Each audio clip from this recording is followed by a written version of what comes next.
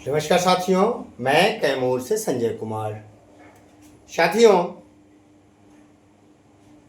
आप लोगों से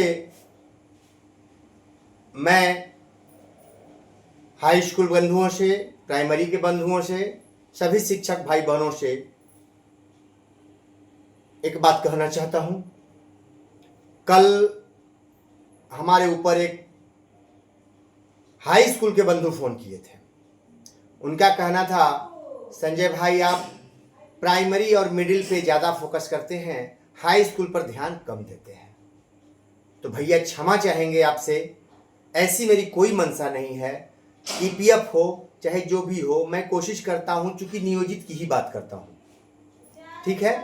चूंकि मैं मिडिल स्कूल से हूं, मैं मिडिल स्कूल का शिक्षक हूं। एसटीईटी सब मैंने जरूर पास किया है, लेकिन हूं मैं मिडिल स्कूल में। तो मैं समझता हूं, मैं तो अध्ययन करता हूं, लेकिन मैं चाहूंगा कि हाई स्कूल के कोई बंधु अगर जानकारी वो रखते हैं तो ग्रुप में अपनी बातों को साझा करें। क्योंकि उच्च विद्यालय, माध्यमिक, उच्च माध्यमिक का ग्रुप बना हुआ है, उसमें हमारे कई जिलों से भाई जुड़े हुए हैं, अपनी बातों को रखते हैं।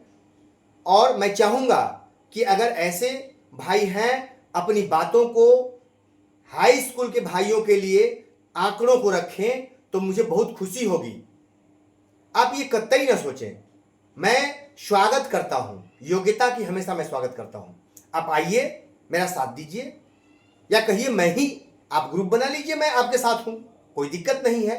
लेकिन नियोजित का साथ दूंगा, चाहे वो आप हाई स्कूल के हो, प्लस 2 के हो, उससे मतलब नहीं है मेरा। नियोजित हैं तो आपके साथ हूं, आप मेरे साथ हैं, मैं ऐसी उम्मीद करता हूं। ये चीज आप ध्यान रखिए हमेशा। जो पूर्व में हुआ है, टीटी, नन टीटी, बांट बांट के सुप्रीम कोर्ट में लड़के पैसा वसूल के बर्बाद किया गया, वो मैं नहीं चाहता हूं।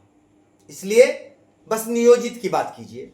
हाई स्कूल प्लस 2, भैया प्रमोशन होगा तो सबका होगा, ऐसा नहीं है। भैया हाई स्कूल के भी तो लोग केस किए हुए हैं। हाई स्कूल के क्या बंधु केस नहीं किए हुए हैं? 4-5 जिला से केस है।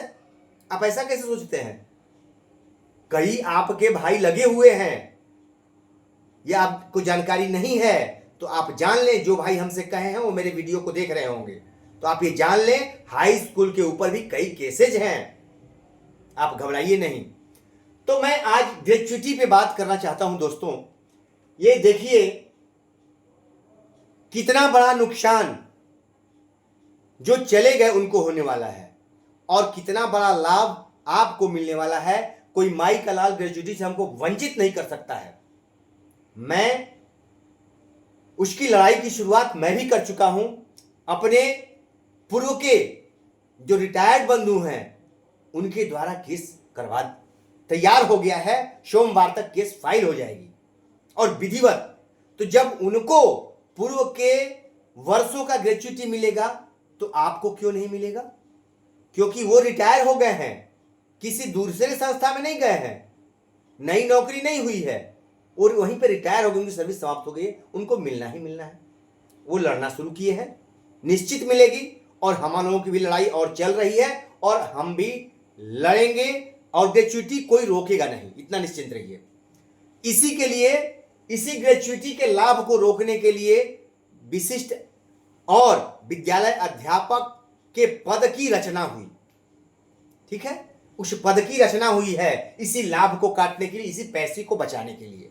इस समझिए कितना पैसा सरकार का बचा है, और नियोजित से जो चले गए हैं उनको कितना बड़ा नुकसान है, इस बात को समझ लीजिए। देखिए, ग्रेच्युटी का मिनिमम 5 वर्ष है भैया, आप जानते हैं। 5 वर्ष न्यूनतम है, इससे कम पर ग्रेच्युटी नहीं मिलती है। चाहे आप प्राइवेट में हो, सरकारी में हो, किसी संस्था में हो, आपको मिलना है, ये ध्यान रखिए। और जितना कम लोग बच जाएंगे, सरकार को देने में आसानी होगी। ये फॉर्मूला है सरकार का, वो लगी हुई है सरकार। सर्विस को काट दी है, बहुत लोग सर्विस कटा के चले गए, और जो उम्मीद किए हुए हैं, जो कह रहे हैं कि निरंतरता दे देगी, सारे लाभ दे देगी, तो इस आंकड़े को देख लीजिए। देने के बाद क्या सरकार इस आंकड़े के अनुसार उनको देने के लिए तैयार है? इतना रुपया सरकार देगी? इसी को बचाने के लिए इतना बड़ा खेल हुआ है, और यही जब दे देगी तो बचेगा क्या? समझिए इन बातों को। झट से लोग कह देते हैं पेपर कटिंग निकला तो हवा उड़ गई कि मिल गया मिल गया मिल गया। मिल गया तो अच्छी बात है, हम कहाँ कह रहे हैं कि ना मिले, मिल जाए भाई।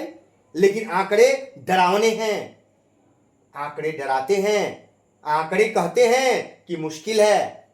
फिर भी देखिए, देखिए साथियों, अगर आप 5 वर्ष की सेवा किए हैं और आपका वेतन 30,000 है, मूल वेतन 30,000 वेतन हो गया, और अगर आप 5 वर्ष की सेवा किए हैं तो आपको एनपीएस की राशि 86,538 रुपया मिलेगा।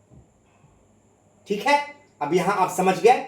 अब इसी तरह से आंकड़े 30,000 पर ही 10 साल अगर आपने सर्विस किया तो 1,73,076 रुपया मिलेगा। देखिए साथियों, लगभग दूना, 5-5 साल के अंतराल पे लगभग दूना होते जा रहा है। मान के चलिए कुछ कम या ज्यादा अंतर आ रहा है। 15 साल में 2,59,615, 20 साल में 3,46,158, और 25 साल में 4,32,692, 30 साल में 5,19,230 रुपया। ये आंकड़ा है। ये 30,000 आपका वेतन, इसी पर 30 साल तक अगर नौकरी कर लेते हैं तो ये 5-5 साल के अंतराल पर आपका ये ग्रेच्युटी का पैसा होगा। ठीक है, ये आपकी ग्रेच्युटी की राशि है जो रिटायरमेंट पर आपको मिल जाती है। पारितोषिक भी इसको कहते हैं, पुरस्कार भी कहते हैं। फिर अगर आपकी 40,000 सैलरी है तो देखिए 1,15,384 रुपए 5 साल पे, 50,000 है तो 5 साल पे 1,44,230, 60,000 है तो 1,73,076 रुपए, 70,000 अगर आपकी सैलरी है और 5 साल में रिटायर कर जाते हैं तो 2,01,923 रुपए। अगर यही 80,000 पे रिटायर करते हैं 5 साल में ही, प्राइवेट कंपनियों में लोग रिटायर कर जाते हैं 5 साल करके, लेकिन प्राइवेट कंपनियां क्या करती हैं, 4 साल में ही उनको कंपनी से हटा देती हैं। 5 साल पूरा ही नहीं होगा, 4.5 साल में हटा देंगी, आप ईपीएफ के लिए नहीं लड़ पाइएगा। ठीक है, ये सब होता है, खेला है सब, तो हम लोगों को उससे मतलब नहीं है, हम लोग पूरा कर चुके हैं 5 साल। तो 80,000 90,000 ये आंकड़े देख लीजिए। लेकिन हम लोग इतने कम पर 30,000 पर रिटायरमेंट नहीं के बराबर होगा, मान के चलिए बहुत कम लोग हैं, लेकिन उनको भी लड़ाई जारी है, रिटायर हो गए हैं 30,000 पर तो उनको भी राशि मिलेगी। लड़ाई लड़ने में 3,000 रुपया या 4,000 रुपया आखिरी लड़ाई लड़ने में हम लोग को लग जाएगी, तो इतना तो फायदा। अब 86,538 रुपया है भैया, 6,538 भी निकाल लीजिए फिर भी 80,000 तो फायदा होगा, बात समझिए। लेकिन असली आपको दिखता है, क्योंकि 25 साल सेवा वाले बहुत हमारे भाई हैं, 3-5 वाले जो 25-25 साल, मैं भी उसी में हूं। मैं 5 में ज्वाइन किया हूं, 6 से, और 38 में रिटायर करूंगा, तो अब समझ लीजिए 25 से ऊपर मेरी सेवा है, 30 से भी पार कर जाऊंगा मैं। तो मेरी तरह से बहुत सारे साथी हैं, और भी साथी हैं जो 30 साल से ऊपर सेवा करेंगे। ठीक है, मेरी 33 साल सेवा होगी, तो 30 साल सेवा करने पर अब समझ लीजिए दोस्तों, जब आप 30 साल सेवा कर लेते हैं और 30,000 में है तो 5,19,230, और भैया अगर 1,00,000 वेतन आपका हो गया, जो 8वें वेतन में, 8वां वेतन आयोग जब मिलेगा तो 1,00,000 रुपया वेतन वाले बहुत लोग हो जाएंगे, पहुंचेगा मेरे भाई। क्योंकि 8वें वेतन में अगर हम 35,000 या 32,000 मेरा वेतन है तो वो 80,000 पे निश्चित पहुंचेगा, और रिटायर होते होते वो 1,00,000 पहुंच जाएगा मूल वेतन। तो भैया 1,00,000 पे 17,30,769 रुपया ग्रेच्युटी हो जाता है। ये देख लीजिए, ध्यान दे दीजिए, 17,30,769 रुपया ये ग्रेच्युटी की राशि है। ध्यान दीजिए, ये 17 लाख रुपया आपका माइनस हो गया है, छोड़ के जो भाग रहे हैं ना, देख लीजिए। ये सरकार का सब खेल है, आप समझ नहीं पाइएगा। क्या क्या अभी है लड़ाई में, बहुत कुछ। हम तो लड़ रहे हैं, समझ रहे हैं, सबकी बातों को सुनते हैं, वकील की भी बातों को सुनते हैं, और अपने नियोजित भाइयों की भी बातों को सुनते हैं, विशिष्ट भाई भी हमसे बात करते हैं उनकी भी सुनते हैं, विद्यालय अध्यापक के भाई हैं उनकी भी बात सुनते हैं, और पुराने सहायक शिक्षक हैं उनकी भी बातों को सुनते हैं। और सुनते सुनते गुनते गुनते सब पहुंचते हैं, बैठ करके पूरा आंकड़ा निकाले और आप लोगों के सामने पेश किया। जिनकी सर्विस 5 साल 10 साल निकाल दिए हैं और 30,000 से 1 लाख तक, ये मैंने चार्ट बना दिया है। इसमें देख लीजिए कि आपकी सर्विस कै साल है और उसके अनुसार आपका ग्रेच्युटी का राशि बनेगा। अगर 30 साल में है और आपका 90,000 में रिटायर होते हैं तो 15 लाख 15,57,000। सोचिए, लगभग 2-2 लाख का अंतर 5-5 साल पे होता है।